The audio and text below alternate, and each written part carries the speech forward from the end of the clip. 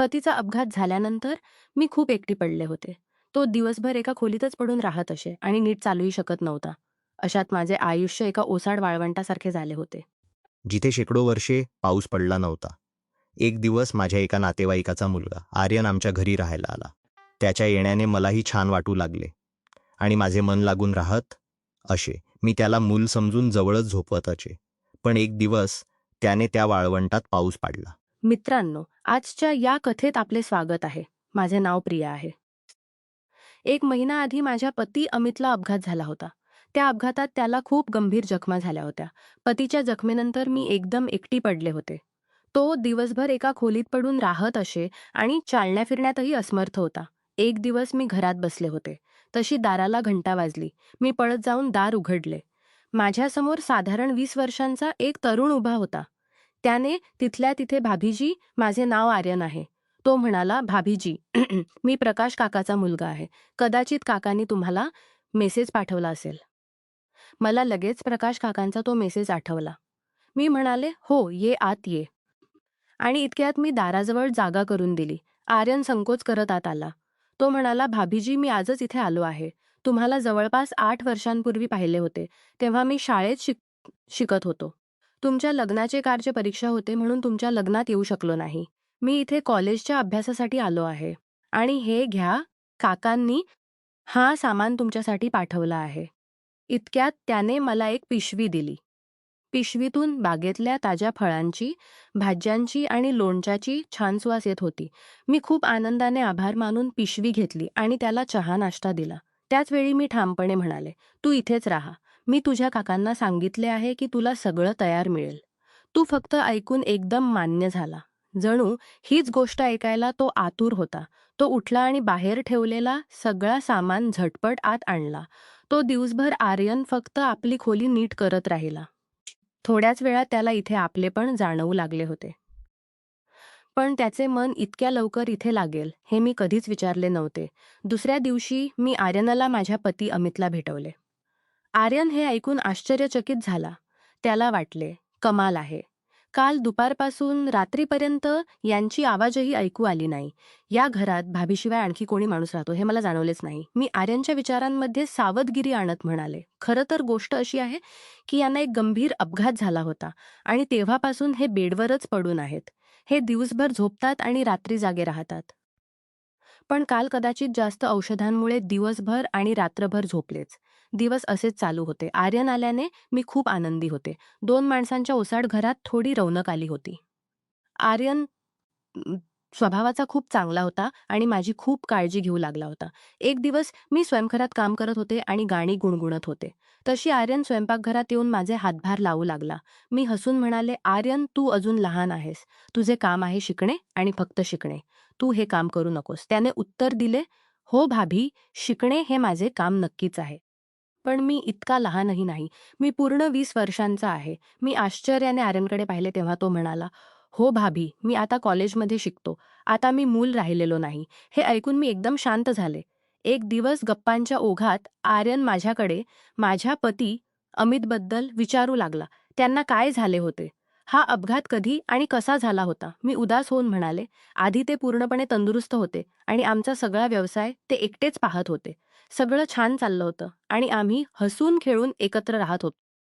मग एक दिवस असं झालं की ते कारखान्यातून घरी परतत असताना रस्त्यात त्यांचा अपघात झाला. त्या अपघातानंतर आमचे आयुष्य आणि घराची परिस्थिती दोन्ही बदलली. त्यांच्या पायांना खूप जखमा झाल्या होत्या. सगळं उपचार करून घेतले आहे. पण अजूनही ते नीट चालू शकत नाहीत. हं. हं. सध्या त्यांना 2 पावले चालायलाही पूर्ण 10 मिनिटे लागतात. म्हणून ते बहुतेक वेळ आपल्या खोलीतच राहतात. आठवड्यात 3 दिवस फिजिओथेरपी करायला येतो आणि बाकी वेळ ते सिनेमा पाहतात आणि पुस्तके वाचतात. डॉक्टर म्हणाले आहेत की वेळ लागेल पण ते हळूहळू बरे होतील आणि आरामात चालू लागतील. आर्यन हे ऐकून त्यांच्याकडे पाहिला. त्याला माहीत होते की आमच्या लग्नाला फारसे 5 वर्षेच झाली असतील. तो म्हणाला, भाभीजी, तुमच्या लग्नाला जवळपास 5 वर्षेच झाली आहेत ना? मी म्हणाले, हो, 5 वर्षे झाली आहेत. तो म्हणाला, ही आठवते भाभी, त्यावेळी माझे परीक्षा चालू होते आणि म्हणून मी तुम्हाला भेटूही शकलो नाही. मी कदाचित शाळेत शिकत होतो तेव्हा मी एकदा तुम्हाला पाहिले होते. तुम्ही काकांकडे काही पुस्तके घेऊन आला होतात. मी म्हणाले, हो, हो. तेव्हा तुमचे काका माझे गणिताचे शिक्षक होते आणि मी त्यांना पुस्तके परत करायला आले होते, कारण त्यानंतर मी दुसऱ्या शाळेत जाऊ लागले होते. दिवस जातात राहिले आणि आर्यनला आमच्याकडे राहून 4 महिने झाले होते. आर्यन तरुणपणाच्या त्या रस्त्यावर चालत होता, पण त्याला हे स्पष्ट समजले होते की आम्ही दोघे पती-पत्नीच्या शांत आयुष्यात फिजिओथेरपिस्टशिवाय तोच थोडाफार संगीत ताल निर्माण करत होता. आर्यन माझ्याशी जवळीक वाढवण्याचा सतत प्रयत्न करत होता आणि मलाही इतके दिवस कोणताही आनंद मिळाला नव्हता, म्हणून मीही त्याच्याकडे ओढली जात होते. आम्ही दोघे कामातून मोकळे झाल्यानंतर खूप वेळ एकमेकांसोबत घालवत असू, एकत्र बसून जेवत असू आणि हळूहळू जवळही येत होतो. मी आता त्याच्यावर प्रेम करू लागले होते आणि मला माहीत होते की तोही माझ्यावर प्रेम करू लागला आहे. कारण आता आमच्यातील नाते वाढतच जात होते, दिवस जात होते आणि आमच्यातील अंतर कमी होत होते. आता मला आर्यनचा स्पर्श आवडू लागला होता. तो मजामजाकाने मला इकडे-तिकडे स्पर्श करायचे. तो कदाचित तपासत असे की भाभी कशी प्रतिक्रिया देतील. कधी-कधी आपल्या पतीचा विचार करून मी खूप उदास होत असे आणि माझ्या डोळ्यात पाणी येई. अशा वेळी आर्यनच मला सांभाळत असे आणि मला मिठी मारत असे. आम्ही दोघे आता एकत्र झोपू लागलो होतो आणि एकमेकांत गुंग झालो होतो. एक दिवस आर्यन आज पूर्ण मोकळा होता, म्हणून तो गाणे गुणगुणत स्वयंपाकघरात आला आणि झटपट माझे दोन्ही डोळे बंद करून माझ्या कानात तोंड लावून म्हणाला, "भाभी, आज मी तुमचे सगळे काम करून टाकेन. तुम्ही इकडे या आणि आरामात बसा." तो हळूहळू माझे मऊ, धुतलेले ओले आणि सुवासिक केस जवळजवळ सुंघत मला एका खुर्चीवर बसवू लागला. मीही आता मजेत आले होते. मी खुर्चीतून उठले आणि त्याला खुर्चीवर बसवून स्वतः त्याच्या मांडीवर बसले. आम्ही दोघे काही क्षण असेच राहिलो. ना हललो ना काही बोललो. फक्त शांतपणे एकमेकांना जाणवत राहिलो. अजून 2 मिनिटे झाले असतील की कुठून तरी खोकण्याचा आवाज आला. आम्ही दोघे थबकलो आणि घाबरून मी आर्यनला लगेच स्वतःपासून दूर केले. आर्यनची इच्छा नव्हती की तो माझ्यापासून दूर व्हावा, पण तरीही काहीतरी विचार करून तो माझ्यापासून दूर झाला आणि हसत स्वयंपाकघरातून बाहेर गेला. तो बाहेर जाऊन बसला आणि आमच्यातील त्या क्षणांची आठवण काढत हसू लागला. मी हे सगळं पाहिले होते. मी त्याच्याजवळ जाऊन बसले आणि त्याच्या गालावर हलकीशी थपट मारून दुसऱ्या गालावर गोडसे चुंबन देऊन उठले. तेव्हा आर्यन म्हणाला, "भाभी, दुसऱ्या गालावर इतकी अन्याय का?" तो आपल्या जागेवरून उठला आणि माझ्या बाजूला येऊन काम करू लागला. तो वारंवार मला स्पर्श करत होता. माझ्या अंगात जणू किती आनंदी होते, हे फक्त मी आणि माझे तहानलेले मनच जाणत होते. मी अशा अद्भुत अनुभवाची आस लागले होते.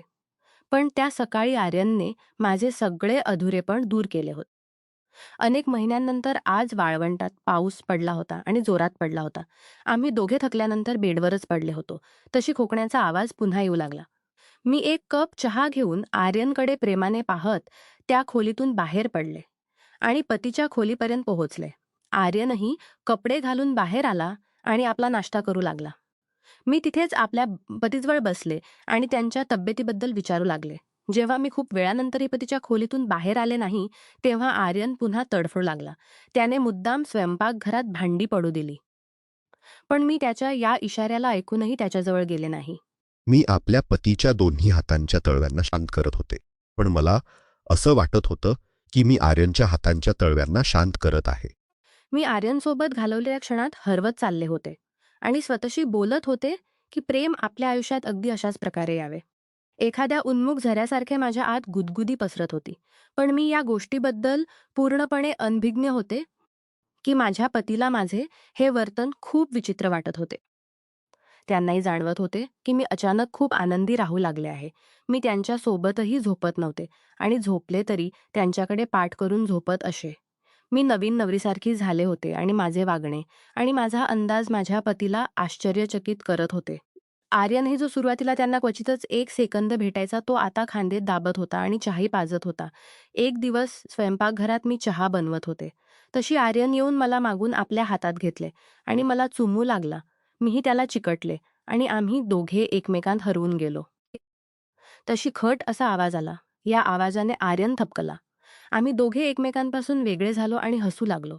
आर्यनचे प्रेम मिळाल्याने मी खूप आनंदी होते. आधी जे मला आपले आयुष्य ओझे वाटत होते, आज तेच आयुष्य मला फुलांसारखे वाटत होते. मी आर्यनचे इथे येणे निसर्गाच्या एखाद्या चमत्कारासारखे मानून टाकले होते. आर्यनला इथे येऊन 1 वर्ष पूर्ण होत होते आणि मी त्याच्याशी भेटून निखरल्यासारखी झाले होते. आता आमचे पूर्ण आयुष्य मजेने भरून गेले होते. पण या आनंदाच्या मागे एक खोल शांताही होती. घरात बदललेले वातावरण, पतीची आणि स्वतःच्या मनातील द्वंद्व हळूहळू जाणवू लागले होते. जे नाते एकट्यापणातून जन्माला आले होते, ते नातेच आता दोन्ही बाजूंना जबाबदारी आणि परिणाम समजून घेण्याची वेळ आणत होते. आयुष्यात येणारे प्रत्येक आकर्षण आणि प्रत्येक जवळीक यांचे परिणाम समजून घेणे गरजेचे असते. चुकीच्या वाटेवरून चालतानाही शेवटी सत्य आणि जबाबदारीच टिकते. नमस्कार मित्रांनो, तुम्हाला ही कथा आवडली असेल तर मित्रांनो, सबस्क्राईब करायला असेल तर चॅनेल सबस्क्राईब करायला विसरू नका.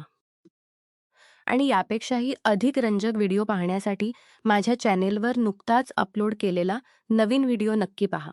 तो तुम्हाला खूप आवडेल अशी मला आशा आहे.